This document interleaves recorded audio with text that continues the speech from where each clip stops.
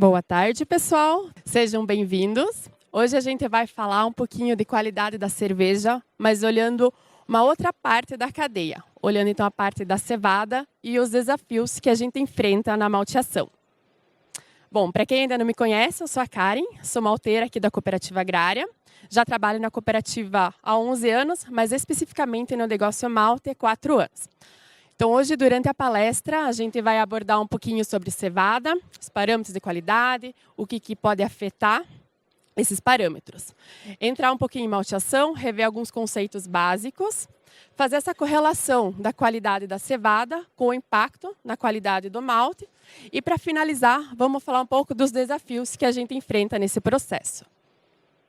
Bom, olhando então aqui esse fluxograma, que muitos de vocês já conhecem, mas então, para a gente ir olhando cada ponto e a importância que cada um tem no ciclo da cevada. Bom, começando lá no ponto número 1, pesquisa e desenvolvimento. É aqui que tudo começa. Para a gente, então, garantir que a gente tenha cultivares com qualidade industrial, que sejam boas para o pessoal lá na cervejaria fazer a cerveja, mas a gente também precisa garantir que essa cevada seja produtiva no campo, para que o produtor queira produzir e também que ela seja tolerante a doenças, tolerante a condições climáticas. Então, o primeiro ponto é o pessoal lá da pesquisa e desenvolvimento de cultivares. A parte 2, então, a parte de sementes. Também é importante, pois a gente precisa garantir que a semente seja vigorosa e tenha um bom desempenho no campo. Entrando depois na lavoura de cevada,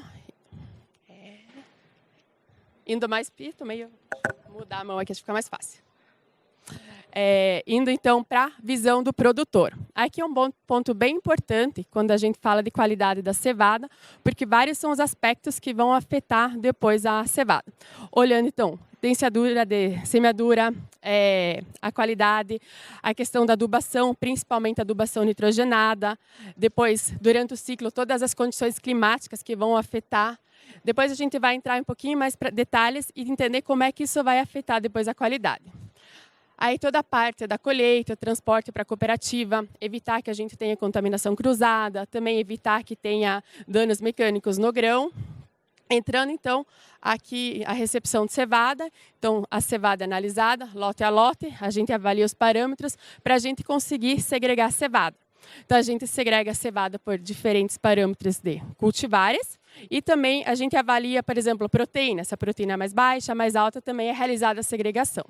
Isso é importante porque depois, quando a gente utiliza no processo da malteação, a gente consegue definir a receita que a gente quer usar e também a importância de eu definir já na minha cultivar para que ela vai ser usada, para conseguir, então, no produto final, que é o malte que eu espero, eu já faço a determinação logo na escolha da cultivar e da segregação ideal. Então, são feitas análises do laboratório e todo o processo então, de limpeza, porque o grão está vindo diretamente do campo, então preciso garantir que outros, como palha, outras coisas que ainda estão no grão, que ele seja limpo. E aqui a parte da secagem. Como ele está vindo do campo, quando a cevada está no campo, o produtor quer tirar ele do campo o mais rápido possível, quando ele está pronto. Porque no campo ele está suscetível a adversidades climáticas. Então, muitas vezes, ele começa a colher ele com uma umidade em torno de 17% a 18%. Só que para a gente conseguir armazenar ela precisa estar abaixo de 13%. Então, quando ela vem do campo, a gente tem aqui a questão de secar a cevada para que ela fique com umidade menor.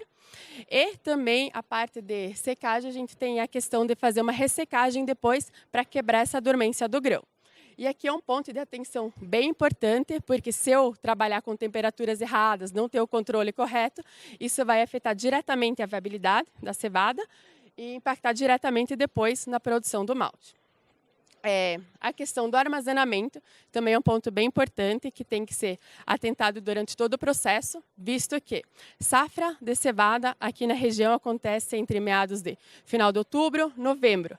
E a gente utiliza essa cevada durante praticamente o ano seguinte inteiro, ou seja, fico com 12 meses ela armazenada. E eu preciso garantir que a qualidade se mantenha desde o início até o ano seguinte. Por isso que todo esse monitoramento durante o armazenamento, controlar todas as características é bem importante. Bom, olhando então para os parâmetros de qualidade da cevada, o que a gente avalia? Então, como eu já comentei, a umidade, Então, né, a gente não quer que a umidade seja alta, porque se eu deixar ela armazenado por muito tempo, umidade alta, eu vou ter um decréscimo da qualidade do grão. Proteína é um ponto bem importante, visto que eu já comentei. A gente faz as segregações por diferentes perfis de proteína. Depois eu vou entrar um pouquinho mais em detalhe nesse ponto. Poder germinativo é uma das qualidades, dos pontos de qualidade mais importantes da cevada, visto que, para eu maltear, o grão precisa estar vivo. Então, né, para eu transformar a cevada em malte, o grão precisa estar vivo, precisa iniciar a germinação. Por isso que o poder germinativo é bem importante. Se eu tiver com o poder germinativo baixo, ou seja, o grão não vai germinar, consequentemente, não vira malte. Outros parâmetros que a gente avalia é a energia de germinação. Esse aqui está relacionado com a maturidade de malteio, também com a parte da dormência do grão. Sensibilidade da água, também relacionado com a dormência, e como o nome já diz, né, o quanto que o grão consegue aguentar de água depois no processo. A questão dos pré-germinados é um parâmetro importante, visto que grão pré-germinado quer dizer que ele já iniciou a germinação lá no campo, mas isso é indesejável para o nosso processo, pois se ele já iniciou a germinação no campo, depois se eu trago ele para o meu processo, eu coloco a água de novo, ele passa por tudo de novo, ele vai se tornar um malte não desejável no final. E a parte do sortimento, que é a questão então do tamanho do grão, isso também vai ter relação com outros parâmetros de qualidade, inclusive a proteína. Quanto maior o grão, então mais endosperma eu tenho, consequentemente na correlação de amido e proteína, o teor de proteína de grãos maiores é menor e grãos xoxos menores, o valor de proteína pode ser maior. Bom, entrando então um pouco mais na questão da proteína, que é um parâmetro importante que vai definir a qualidade do malte e muitas vezes que tipo de malte que eu quero produzir. Quando a gente fala em teores de proteína que a gente utiliza na malteação, a gente trabalha em torno de 9,5% a 12,5%. E por que é tão importante esse valor de proteína no processo? Apesar da quantidade dentro do grão ser em torno de 9% a 12%, mas ele é espalhado em várias partes dentro do grão. Então, eu tenho proteína na forma de matriz proteica, aqui entre os grânulos de amido. Eu tenho proteína que compõe a parede celular, juntamente com as hemicelulases. E eu também tenho aqui lamelas intermediárias, que são compostas de proteína. E durante o processo de malteação, o que a gente quer é quebrar essas proteínas. Então, eu preciso quebrar todas essas proteínas para eu conseguir aqui acessar o amido. Por isso que, consequentemente, se eu tiver maior teor de proteína, eu vou ter mais dificuldade de fazer esse acesso. Consequentemente, olhando para uma teoria assim, se eu tiver um maior teor de proteína, eu vou ter menos extrato. Isso também é uma relação inversamente proporcional. Se a gente olhar para o grão inteiro, então, quanto mais proteína, indiretamente proporcional, eu vou ter a parte então de carboidratos, né? Então, menos extrato. Como é difícil eu quebrar todas essas partes, então parede celular, essas lamelas intermediárias, a friabilidade pode ser menor quando a proteína é maior.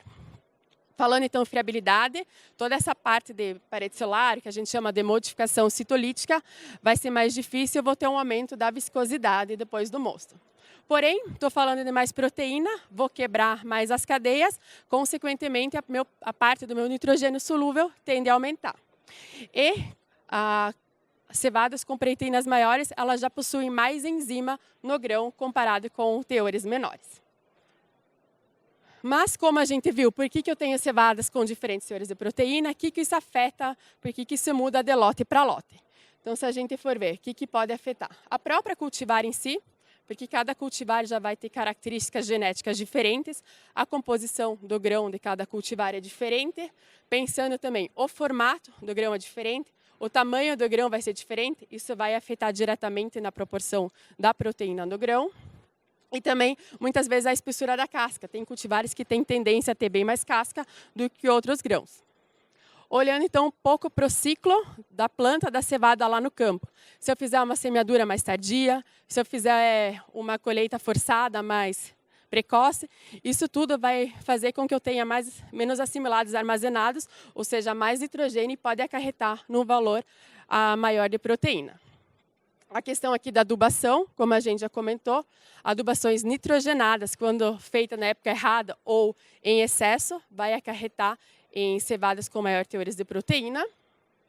A questão do local, origem da cevada e o ano impacta diretamente, visto que são diferentes tipos de solos, diferentes tipos de matéria orgânica. A questão da altitude, que também está relacionada com as condições climáticas, vão impactar. E aqui a parte de condições climáticas que afetam diretamente, e aqui a gente não tem ação nenhuma, a gente vai ver com mais calma aqui que pode impactar aqui na qualidade da cevada. Olhando aqui para o ciclo da planta no campo. A cevada, então aqui na região, ela é cultivada mais ou menos agora em junho e ela fica no campo até final de outubro, novembro. Ou seja, né, são 4, 5 meses que muita coisa pode acontecer. A cevada é um cereal de inverno, ou seja, como o próprio nome já diz, ela precisa de frio. Então, olhando aqui os desenhos, para ela precisa de frio durante praticamente todo o ciclo, mas no final da maturação ela já pode esquentar que não tem problema. E pensando em distribuição de chuvas, para ela precisa de uma distribuição regular de chuvas, ou seja, no início do ciclo precisa de um pouco de umidade, até porque o grão vai estar no solo, precisa de umidade para começar a germinar. Eu não posso ter tempo muito seco, preciso de umidade durante o ciclo, mas chuvas bem distribuídas e espaçadas. Não tolera muito excesso de chuvas. E principalmente aqui, antes do enchimento de grãos, também é importante ter essa umidade para o grão conseguir encher bem e ser bem sadio. E principalmente na maturação, é desejável não ter chuva, ter um período mais seco. Se acontecer dessa forma assim, ou seja, eu vou ter uma tendência de proteína mais baixa. Mas olhando para os últimos anos, aqui na região, então a gente tem uma tendência a ter chuvas desuniformes. Quando chove, chove tudo em uma semana. Tenho tendência a ter estiagens, bastante semanas sem chuva. E principalmente calor já em meados de agosto. Então, por isso que isso vai afetar diretamente a questão da proteína, podendo ter essa tendência de aumento. Aqui a gente quis relacionar alguns parâmetros agronômicos com a questão da proteína e outras qualidades depois no malte. Então aqui os efeitos da densidade de semeadura, dosagem de nitrogênio e diferença de cultivares. Então olhando principalmente aqui esse primeiro gráfico, então tudo que está no eixo X é a adubação nitrogenária, então ela vai aumentando e os parâmetros de qualidade estão aqui no eixo Y. Olhando esse primeiro gráfico, então é a correlação com o grão de com a proteína no grão. Então a gente vê, aumentando o nitrogênio, tem essa tendência de aumento de proteína. Já indo então para os parâmetros no malte, então eu vejo aqui, aumentando proteína, então dependendo ainda tem uma... acho que vou ter que ir mais perto aqui, licença. Tem aqui uma tendência um pouco de se manter nas primeiras dosagens, mas se a dosagem aumentar muito, vai aumentar o valor de beta-glucanos. Olhando para o outro, que aqui é o poder diastásico, pensando então no potencial enzimático da cevada, então aumentando a adubação nitrogenada, eu aumento meu potencial de enzimas no malte. Olhando aqui para baixo, tem a parte de modificação de friabilidade, comparando diferentes cultivares. Então, a gente vê que cada cultivar também tem especificidade, né? Não quer dizer que cada cultivar trabalha igual. Tem uma que é mais suscetível, outra mais tolerante a isso. Mas também, quanto maior o valor de proteína, ela vai tendo uma queda. Então, aqui está realmente para ilustrar que existem essas diferenças quando faço o manejo no campo, como isso vai impactar depois diretamente no potencial do malte. Bom, agora a gente vai entrar um pouco na outra parte da cadeia, falando da malteação propriamente dita. Só para a gente relembrar, então, os objetivos da malteação. Então, eu quero ativar enzimas que já existem no grão e formar novas enzimas, que depois eu quero fazer a degradação enzimática, então fazer a modificação do endosperma, quebrar carboidratos de alto peso molecular, quebrar proteínas de alto peso molecular em baixo peso molecular. E também a questão da formação de cor e sabor do malte. Olhando então para o processo em si, não sei se todo mundo já fez a visita ontem, quem ainda não fez tem a oportunidade de fazer na sexta, mas aqui para a gente ilustrar um pouco e entender, a gente separa em 3 grandes grupos do processo: a maceração, germinação e secagem.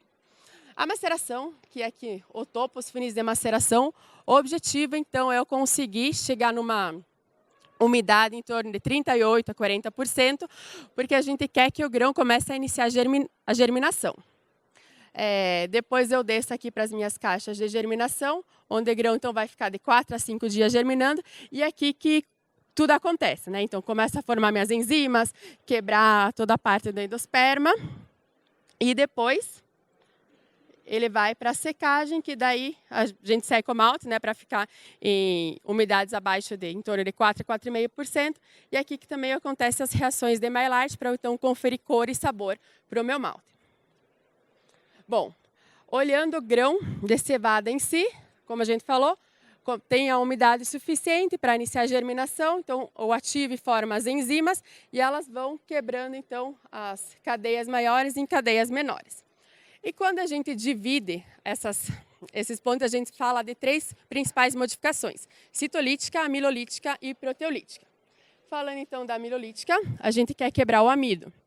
Então a gente tem a alfa e a beta-amilase, que elas vão quebrar o amido em glicose e maltose. Quando eu entro na parte citolítica, então eu quero fazer a quebra da parede celular. Entra então as enzimas, as beta-glucanases, xilonases, e elas vão quebrar a parede celular também em açúcares. E a parte proteolítica, então tenho proteases e peptidases, elas vão quebrar as proteínas de alto peso molecular em proteínas de médio e baixo peso molecular. Correlacionando então essas modificações com os parâmetros que a gente avalia depois no produto final malte. Então, na parte amilolítica, a gente então vê a alfa-amilase, que ainda tem no malte, o poder diastásico, que nada mais é o potencial enzimático, e o extrato.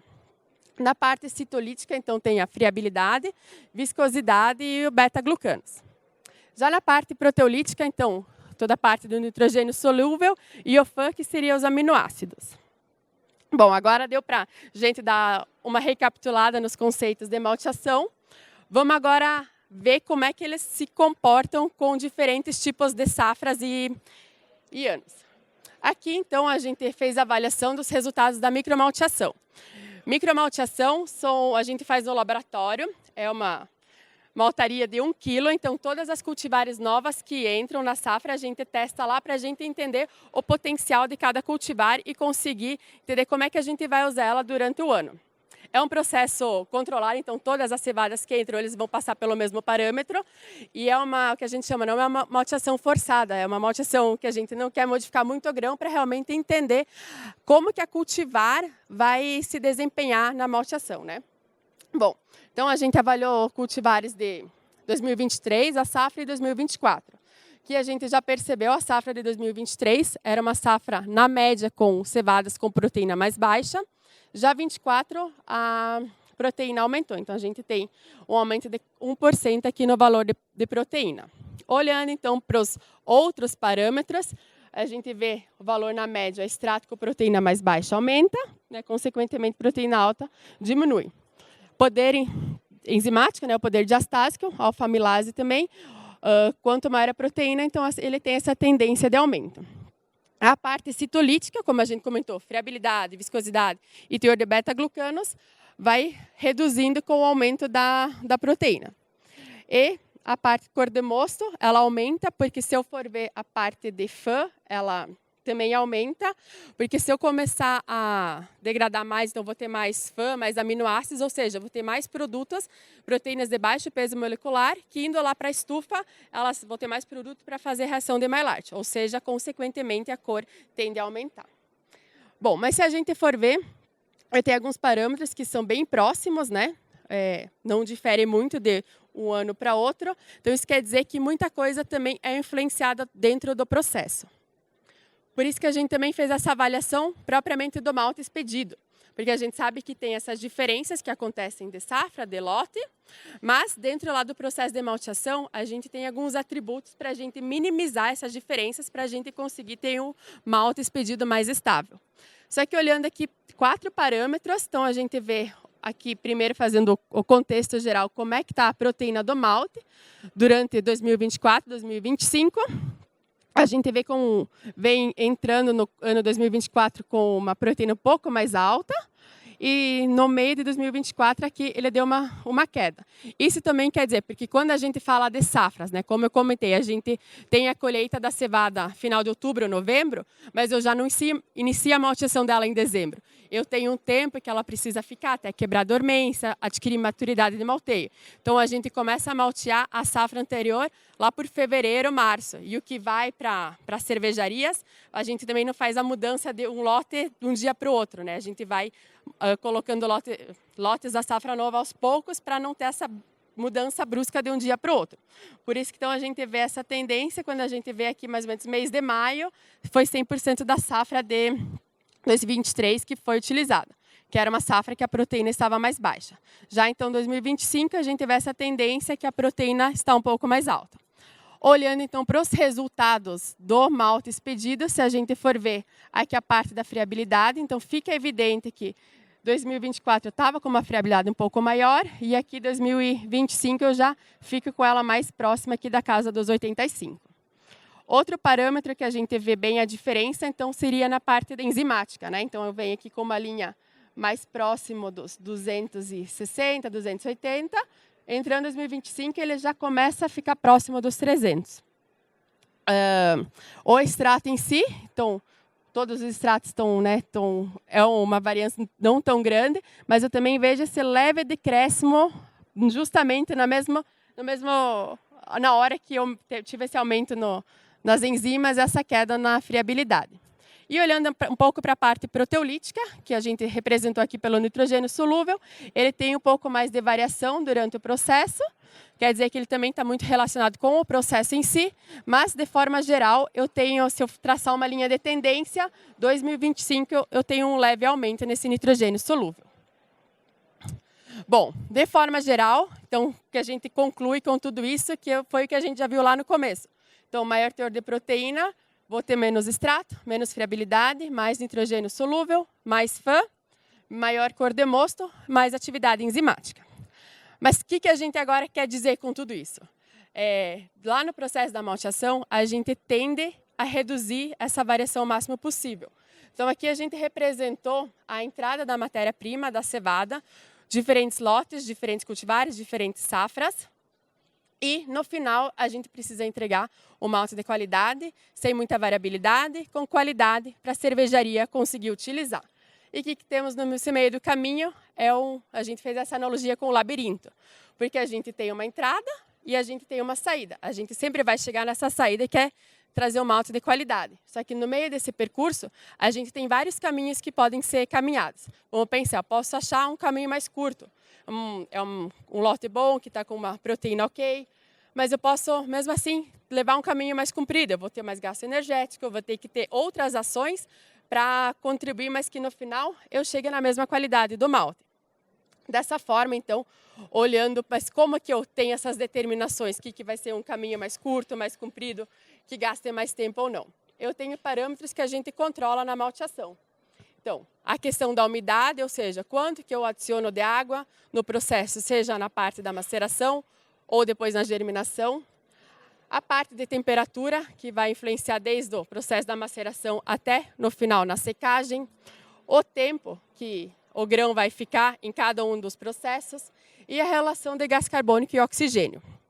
Todos esses processos a gente controla e a gente tem como mexer neles para conseguir, no final, chegar num malte mais estável. Olhando, então, esses 4 parâmetros, com algumas enzimas e com alguns parâmetros do malte. Se eu for ver, então, eu quero ativar mais, quero formar mais alfa-amilase, o que eu tenho que fazer? Então, ela é mais responsiva à umidade. Porém, se eu for ver, ela cessa a produção dela com gás carbônico. Beta-amilase. A beta-amilase é uma enzima que já existe naturalmente na cevada. Então, ela não tem tanta influência no processo de malteação. Só que também ela tem alguma leve influência lá no tempo e também é positiva para a umidade. Se eu for pensar, então, quebra de parede solar, como é que eu trabalho com as minhas beta-glucanases? Elas são bem responsivas à umidade e também não muito responsivas para CO2. Se eu já for ver, então, as endopeptidases, que é para fazer a quebra da proteína de alto peso molecular em médio peso molecular. Então, o tempo é bom para ela. Aqui, quando eu falo de umidade, ela tolera até um certo ponto a umidade, depois ela cessa a atividade, mas ela o CO2 para ela é bem ruim. Porém, se eu for ver as exopeptidases, ou seja, para eu quebrar a proteína em baixo peso molecular, eu já vejo que ela é benéfica ao CO2, que nenhuma das outras é.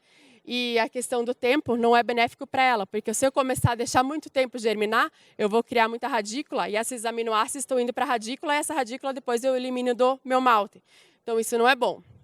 E na parte de viscosidade e friabilidade, eu também tenho vantagens quando eu trabalho com umidades maiores e por mais tempo. Bom, olhando então dessa forma, parece que, mas então tá fácil, só saber onde é que eu tenho que mexer. Só que a gente vê que uma coisa impacta a outra. Se eu deixar o CO2, quero beneficiar o FAM, mas eu vou ter problema nos outros parâmetros. Dessa forma, então, a gente fala que a malteação é um cobertor curto. Eu puxo de um lado e cubro o outro. E se a gente for ver, a gente sempre tenta achar um equilíbrio entre os parâmetros. Aqui a gente então trouxe alguns exemplos para a gente entender. Vamos pensar agora, então, safra com proteína alta, estou com o meu lote de proteína alta, o que eu vou fazer? Olhando aqui, então, vamos ativar, vamos colocar bastante água, porque daqui eu consigo melhorar a friabilidade, viscosidade, né? Os beta-glucanases vão trabalhar bem, a alfa-amilase também. Então, vamos exagerar na água que vou conseguir quebrar toda a parede celular, toda a parte proteica.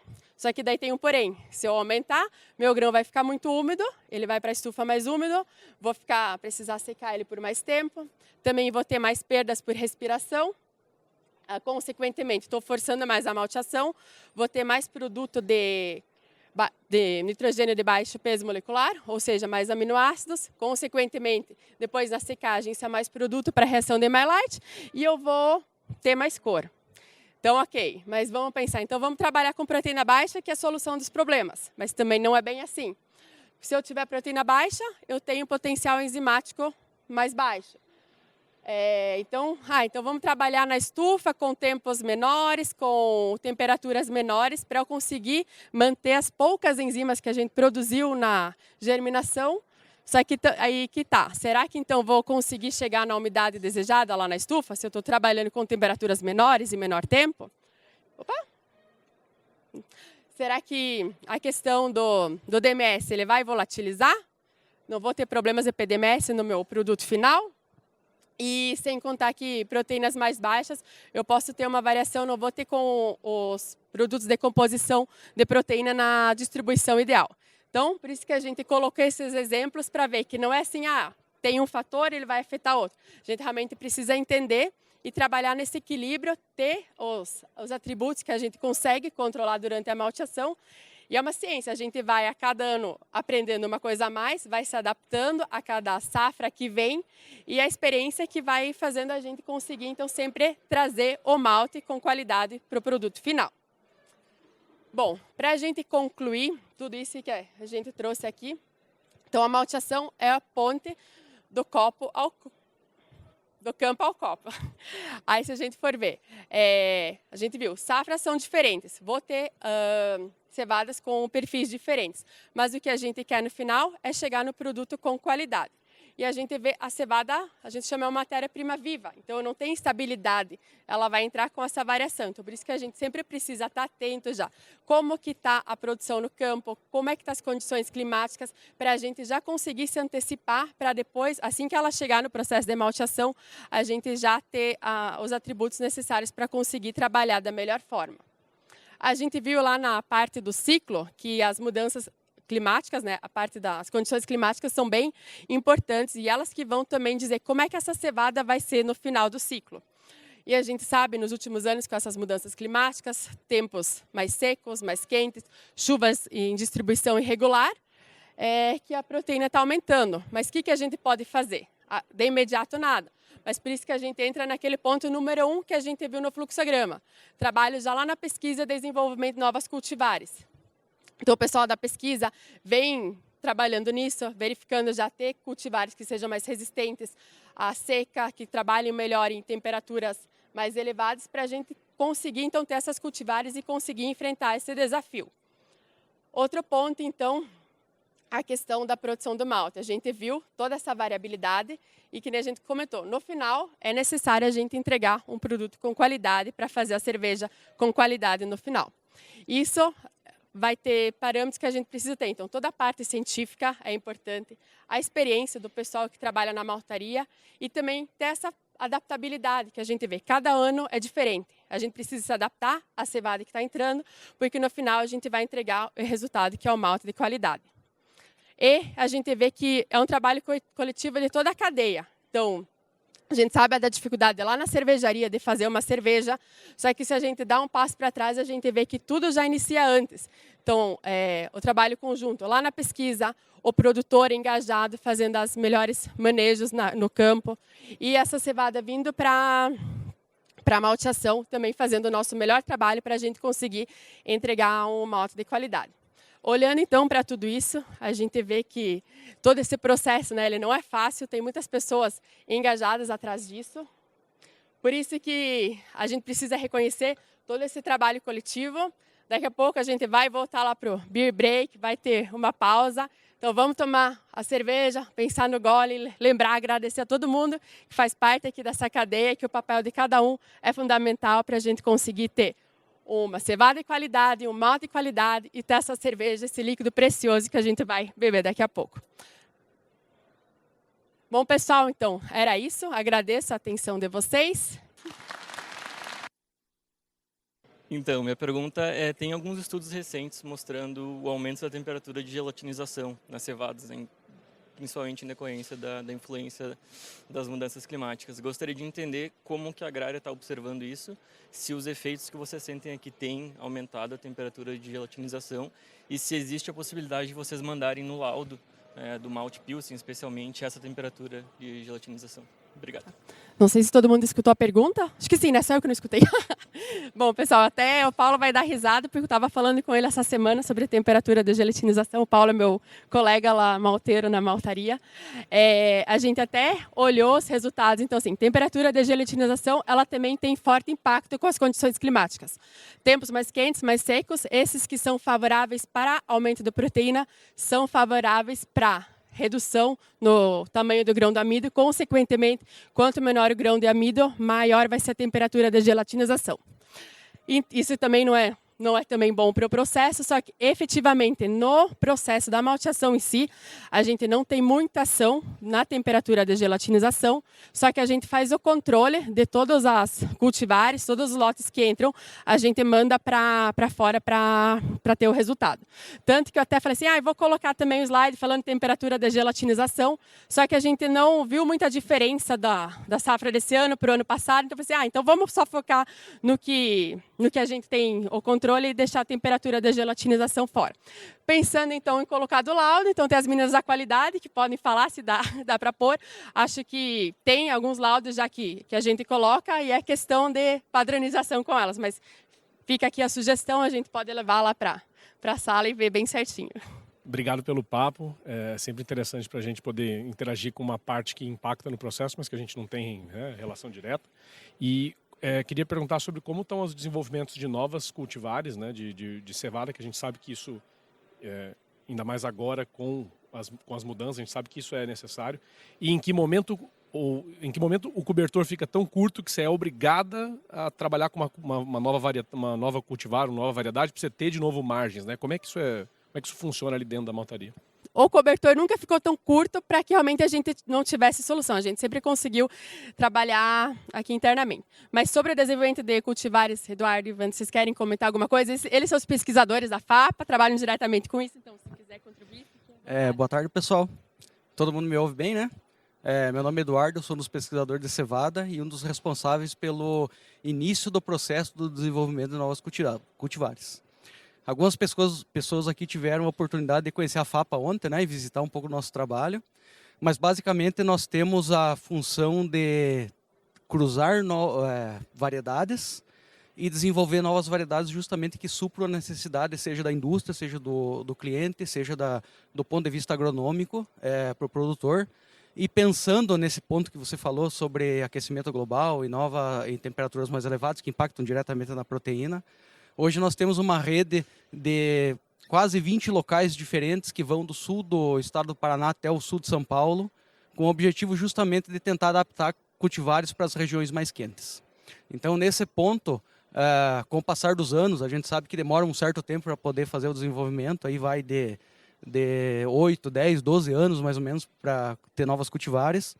mas o objetivo é justamente adaptar cultivares para as mais variadas situações, mas que mesmo em umas condições não adequadas de ambiente, a gente consiga alcançar os parâmetros cervejeiros, porque isso que é o importante no final da cadeia. Então a gente está preocupado com essa questão, não só com relação ao aquecimento global, mas poder abranger o máximo possível os produtores com o máximo possível de condições para poder expandir a cultura no Brasil e a gente se tornar um produtor forte de cevada e principalmente produzir malte de qualidade para os nossos clientes e transformar na cerveja, que é um líquido tão maravilhoso que todo mundo gosta de tomar, né? Obrigada, Eduardo. Eu estou com uma pergunta, bom, já é mais de uma vez com uma resposta, de que se tem um procedimento bem claro para manter a qualidade da produção do grão e ele não tiver variações. E daí eu gostaria de saber também se, no caso, com o clima aqui do Brasil, porque eu sou venezuelano, sou estrangeiro, o clima nosso é distinto também, a manutenção desse grau é distinta também. E daí eu gostaria de saber se vocês estão bem preparados na hora de manter a qualidade do grão, porque ali na escala que vocês mostraram que tem ligeiras variações, mas não varia muito na hora da produção do grão. Daí que você me poderia falar sobre isso? Bom, primeiro você perguntou aqui no Brasil como é que a gente está. Então, quem viu um pouco da história, então assim, a gente começou a história da cevada aqui em Entre Rios na década de 70, que o pessoal viu que as condições climáticas, né, que é uma região realmente mais frio, então ela era favorável para isso. Então a gente vem até anos atrás, que a gente estava conseguindo manter com essas temperaturas bem favoráveis para o cultivo de cevada. Nisso é que a gente vê essa temperatura mudando, não é só aqui, mas mundialmente pensando. Então, assim, por isso que, como o Eduardo comentou, a gente tem essa relação direta de realmente entender e já trabalhar com isso. A gente sabe que essa parte do melhoramento não é tão rápido assim, só que o pessoal aqui já tem algumas estratégias de tentar agilizar tudo isso. E que nem eu falo, como a gente tem essa cadeia inteira, começando o melhoramento, entendendo como é que o produtor está fazendo o manejo, porque ok, eu tenho essa variação que pode ser pela temperatura, pelas condições climáticas, mas tem outra parte que também é o manejo. E a gente, na malteria, a gente acompanha a cadeia desde o início, então a gente já sabe, a gente tem a estrutura técnica da cooperativa que acompanha os produtores nas fazendas e a gente sabe, não, o manejo, eles estão fazendo da forma ideal que não vai impactar tanto, que vai afetar lá. Então a gente consegue ter esse controle na cadeia e daí a gente já vem, quando uma cevada vem, talvez com uma proteína já maior, a gente já está preparado na maltaria, que a gente já sabe que, não, então vamos precisar fazer uma malteação mais forçada. Então, ok, a gente já está preparado então para enfrentar isso. Então, por isso que assim, esse controle de enxergar a cadeia como um todo, a gente já fica mais preparado para conseguir enfrentar essas adversidades aí. Tudo bem, Guilherme? Então, eu queria saber se uma das ferramentas para manter a padronização dos maltes ao longo do tempo é feito por blend de safras ou se cada safra é uma safra e vai ser trabalhado dentro das diferentes colheitas dentro daquela safra, né, diferentes lotes de malte, né? Ou se o blend de algum período do ano que foi colheita. Tá, boa pergunta. Bom, aqui, então, que nem eu comentei, né? A gente colhe em outubro, novembro, e ele vai ficar armazenado para quebrar a dormência e começamos a usar ele lá por fevereiro. Enquanto isso, a gente está usando safra anterior. Mas só para ver no processo em si, então, a cevada, o lote de cevada que entra é lote puro. A gente não blenda a cevada. O que acontece depois, então, acontece todo o processo de malteação, sai da estufa, a gente analisa, vê os resultados e eu faço a blendagem final do malte. Isso, né, cultivares diferentes. E quando a gente tem a mudança da safra, a gente começa a blendar safra nova e safra antiga. Porque se eu fosse, não, de hoje para amanhã, agora é safra nova. Então a gente sabe que a diferença vai ser muito grande e isso vai dar um impacto direto lá na cervejaria. Então a gente tenta fazer de uma forma mais lenta para não ter um impacto direto. Sempre é para manter mais essa estabilidade, para não dar problema depois. Beleza? Bom, pessoal, acho que... Bom, se mais alguém tiver uma dúvida, se não falar que o pessoal já está indo lá tomar cerveja, não esquece que a gente falou que tem que ir lá tomar um gole e agradecer a todo mundo, ser refletivo, agradecer a todo mundo que faz parte da cadeia. Você vai ser o último, tá bom? Quem tiver mais dúvida depois pode me procurar, tá bom? Oi, Karen. Tudo bem? Parabéns pela palestra aí, foi bem importante para a gente. Eu queria saber, acho que a boa parte aqui também vai ser interessante essa pergunta. A gente começou com malte Pilsen, depois veio Viena, algumas coisas de trigo agora. Quais são as próximas novidades aí que nós vamos ter? Boa pergunta, mas é segredo pessoal.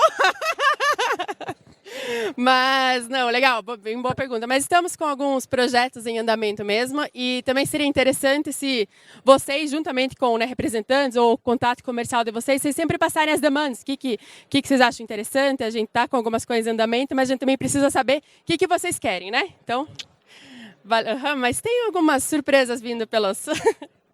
Beleza, pessoal? Obrigada aí, aproveitem ainda o congresso e até mais!